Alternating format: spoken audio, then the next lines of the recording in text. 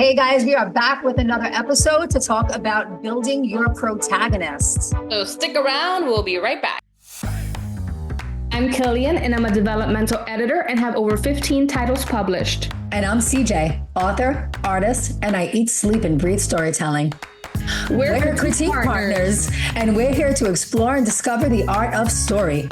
From beginning to end. From inspiration to hitting publish. All right, Killian, so let's talk about protagonists. Let's get into it, yeah. Not to be confused with amateur protagonists, which tend to be the ones that we write when we're first starting out. That's not even the antagonist. That's an amateur antagonist. Oh my God, that's a mouthful. All right, so what are some of the things that we want to see in a lead main character of a story?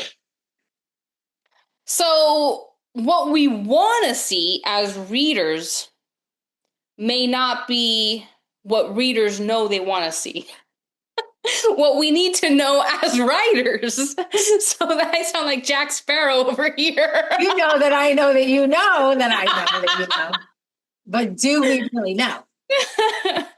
But as writers, what we need to keep in mind so that readers don't know what hit them and they like your main character and they don't know why. Or they can come up with reasons why. But you've crafted it, right? So, okay, your protagonist, right? Your main character needs to have a few things about them in order for it to, one, be easier to write, and so that you can keep the story going, mm-hmm. and to add conflict to your story. Sometimes writers kind of get into the whole, well, what can I do to my character to make this interesting? What can happen? When all else fails, add an explosion, right? But what you don't want to do is have your character just kind of playing ping pong with all of these obstacles that you're throwing at them, and they start to lack their own agency.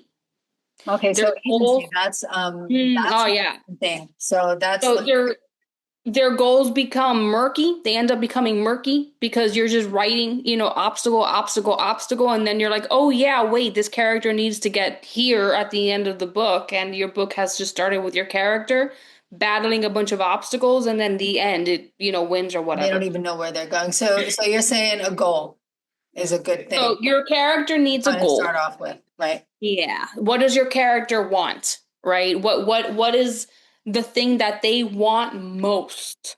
And right? That can help to build what do they want? Okay, so if you come up with that, so why do they want that? And you can start to kind of build their lifetime and build their Yeah. You can start with the goal if you have the idea for the plot of your story. So now you have a character in your story and they have a goal. But you need to build their life story. You need to build their background, right? Yeah. So what you need for your character is inner conflict. Mm-hmm. What happened to them? And, it doesn't have to be something that happened to them in childhood. Yeah. If you're writing adult fiction, women's fiction, it could be something that happened to them in their first marriage, right? It can be just anything. It's something relevant to the story. It's on screen or off screen. Right. And it has to about that thing that we all do. I don't know if you did it, but I definitely did it, where I felt this need to they need to know every bit of the character's backstory. Yeah. Every character's backstory, so, mm-hmm. We don't really need, I think the author just needs to understand the whole story. And yes, some of it might end up on screen, however it does. And I definitely built a lot more of certain characters in let's say my Tarotland series than I ever had time to put on screen. Yeah. Unfortunately, Tessa has a whole backstory that my Tarotland readers know nothing about. Because at the end of the day or at the end of the series, you have to kind of stick on your plot, on your main characters, on the goals of their, of whatever big bad is happening, and you can have a whole bunch of other little novellas if you want of each character if your world building is really big. But for the main series, a lot of the character building of all of these other main side characters that you have don't even get put in. Yeah, but it's good to know. It's good to know because because then it that builds helps to tell the story. That informs your story really well. Yeah, it helps build relationships and dialogue, and your main character can get to know side characters based on their wisdom. It helps you say, well, where did this wisdom come from? Mm-hmm. And they can even say just a little bit, a long time ago, something like this happened. And it adds mystique, it adds allure, but you do not need to tell it all on the page in the book or even in the series, just a little bit for those and that's the same for your main character. If the story calls for it, you can give backstory if it ties into the plot. I think that's a time when backstory is relevant. If it is going to tie into the future plot, fine. But be careful. It should. Be careful of telling backstories just for the sake, because that can get that can slow your pacing down a lot in the beginning, thinking you need to info dump.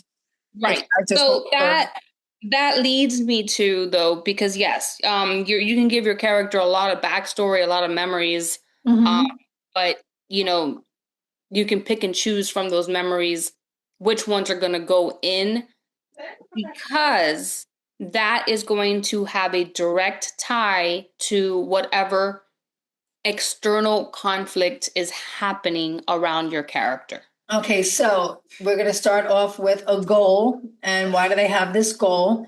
And then we're going to tie that into their internal conflict. We're going to kind of get to teach ourselves, learn, build their backstory. That internal conflict is going to be a fear that is going to keep them from reaching their goal. That's great. That's a great way to boil that down. Internal conflict is usually a fear. Yeah. Or it could be a resentment. And their external conflict is external. Character can't get a job that they want. And what's their inner goal? Well, their inner goal is going to be bigger than that job. Yeah.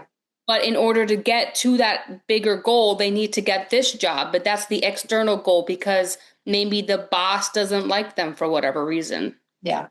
And their inner conflict might be that they don't have the confidence to go for the job they really want. So maybe this is just the job they're settling for, Right. And I know, so like in your book, in your series, Tarotland, you did a great job in the opening chapters of when you were showing your stasis of the world and just kind of showing your Soren, who is her main character, in action. And we kind of get this vibe of like, okay, why is this young girl hustling? She's so young and she's hustling people in a circus, which is super cool. But it makes you wonder, like, well, what put her in the situation to be this age, having to hustle to survive? And then you kind of know, you're tipping the reader off right away that this kid kind of comes from like a little bit of a messed up background, and you're given a lot of the story just by showing the action of showing the action. And that should be telling the reader that, hey, this girl, she's living the hard knock life. She's learned to hustle for her current foster parents, who are big time hustlers. What does that teach someone at 16 or 17 years of age? Yeah. So Soren, right off the bat, I knew Soren's goal was to survive and to protect her sister. That was her big goal. Her small goal was to get this money out of this guy's pocket that was sitting in front of her. Right. It showed me she came from a background that I empathize with. So that's another thing. So empathy. We had conflict. She didn't trust. In one scene, you showed me that she didn't trust people. She watched her back. You showed me her goals. You showed me that her goal was to survive, to protect her sister, that she lacked trust, and with good reason. And I immediately had empathy for her because she was in this situation in life. And without having to spill an info dump of a backstory, you had me immediately, I was relating to this character and I was empathizing for this character. And that was by page like 3. Yeah. And then the external conflict grew then, because spoiler, what ended up happening is falling into Tarotland. She gets rescued by pirates, which to her, it's like, holy crap, that's like real bad. That's real bad. You definitely don't want to trust pirates. And she has to learn to trust pirates in order to be to survive and to keep herself safe and to eventually go home, which was her main, ties back to her main goal of keeping her sister safe. Yes. Surviving. She needs to go home for her sister. That was your act 2. Your funny games, Right. Yeah, exactly. And then she ends up, how things change is not only does she end up really actually trusting the pirates and not just pretending to get a meal and to live, but she couldn't run her family. Yeah. So she was relatable. We could empathize with her.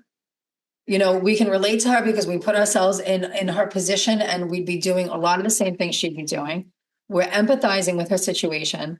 We see her internal goal. It's understandable, that internal goal, very relatable, that if you're in that situation, you're not going to trust easily. You're going to have to protect yourself. And then we see her, then you put her in a position where she's forced to be vulnerable and learn how to trust. And you kind of build your second act around that. And then you put the romantic plot ties in really well with that, and then we watch her arc go through. And it's funny how her goal changes from act 1, and then the inciting incident at the end of act 1 gives her a new goal, but it really is the same goal. So the goal is to get back home, but her overarching goal is still the same, which is to protect her sister and survive. That's right. So I would say that, and she was competent. She was a competent hustler. I think and competency, yeah. Competence is a big, and that ties in with agency as well, because there's a lot of times where you might read a book and you're like, why doesn't the character just do this? And if characters that don't do anything. Characters don't do anything. If you're one of those readers who read a book and you're screaming at the pages, like, why don't the character? Well, then maybe the character lost their agency somewhere down the line, unless there's a very good reason as to why they are not performing X, Y, and Z. So writers need to keep that in mind. Really show think about all scenarios, because sometimes, and it happens to me, sometimes you just get so wrapped up in the scene that you forget, oh, wait, the character can just grab this sword and protect themselves or whatnot. Yeah. Because I think one of the really easy pitfalls to fall into when you're first writing a protagonist is like, you have a lot of the world in mind. You might even have like the bigger conflict in mind for, the society or something, but your main character becomes almost like a plot delivery system, where it's like the way like a Tostito is a guacamole delivery system. Like, this character just exists to kind of, they don't have the agency. They're not active. They're not making shit happen. I'm so stuck on Dorito becoming a guac delivery system. And that was one of the things that I kind of fell into, is like, oh, I kind of knew what I wanted to happen in my world, but my character was passive. They were really passive. Things just happened to them. They weren't making anything happen. And nobody wants to be that guy. You're reading something through somebody's point of view, or, a third person close point of view. And you don't want to be a side character with the main character point of view. You know what I mean?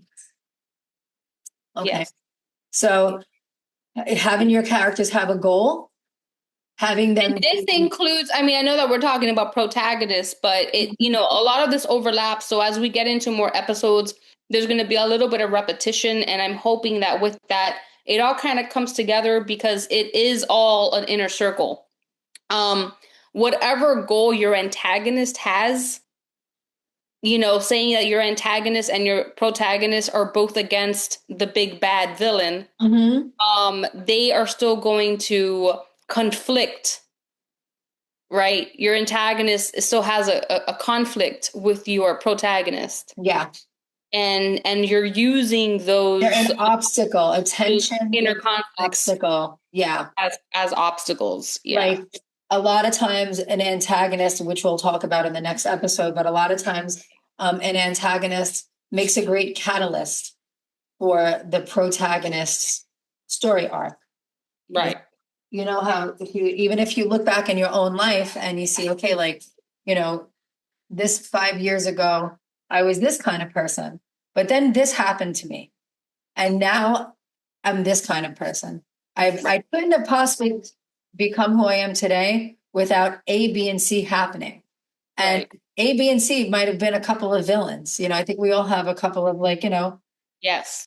villains in our story, but it was really a blessing in disguise because I wouldn't be who I am today. I wouldn't have the wisdom and I wouldn't be as competent as I am today had these things not happened to me. So I think in a lot of ways, your villain and it's kind of a dance between your antagonist and your protagonist.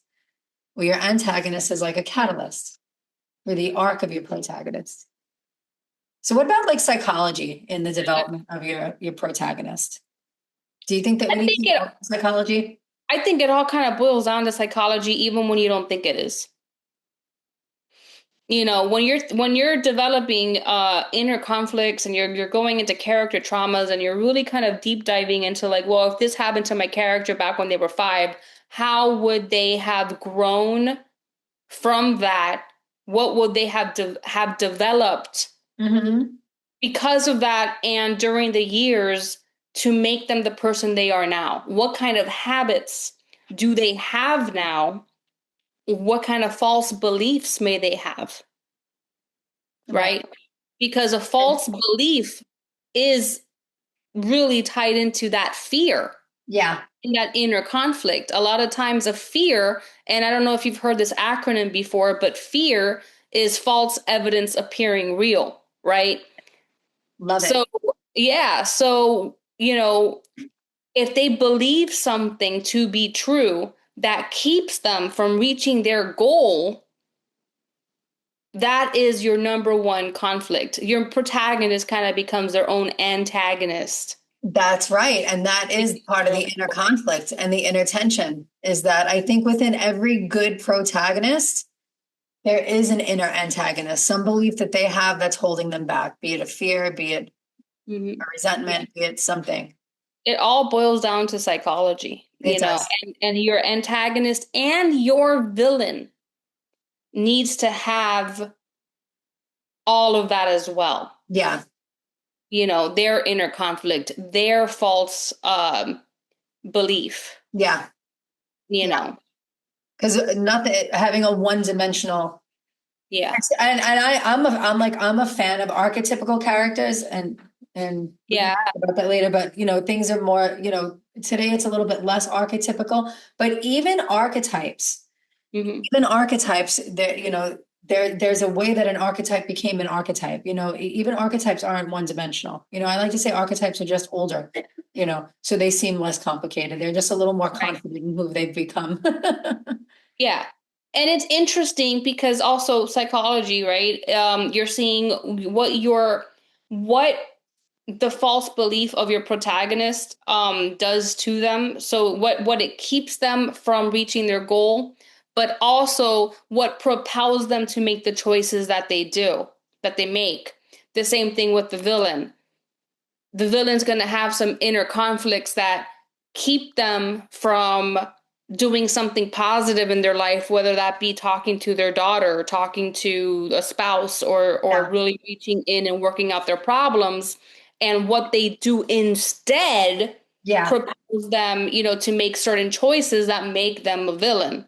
I think the difference between the antagonist and the protagonist sometimes is the commitment of the antagonist to their faulty belief system versus the protagonists being, their ability to maybe shift and change with the arc. Yeah. Yeah. It's the choices that you make in life at the end of the day. Yeah. Right? Because how many times, like how many of us can actually agree with Thanos? I mean, but none of us are actually, send the flood, like, and say I wouldn't have. Okay, so a memorable protagonist is going to have certain qualities. They're going to be active. They're going to have goals. They're going to have some inner conflict. They're going to definitely have a backstory. Their internal conflict is going to tie into their external conflict, your plot, in a way that's meaningful and in a way that's going to cause movement and growth. There's going to be a little bit of a dance between them and the antagonist or various antagonists of your book. That's going to cause them to have movement. And competence always helps. I feel like incompetent characters are hard to like. Yeah. The characters that, I know for me when I read like it, there's a tipping point. I know right now my main character is at a tipping point that if they keep doing the stupid thing, people are going to start to divest in them, like, and not invest anymore. People will put the book down if they feel like your character is just making all the wrong choices, and like the right choices are right there, and they're blindly avoiding them almost as if it's a plot hole. Then they're going to put it down. Yeah. For anybody waiting for Devil's Dominion who's read Awaken Archangel, don't worry, Michael is smartening up. Oh, he's going to smarten up.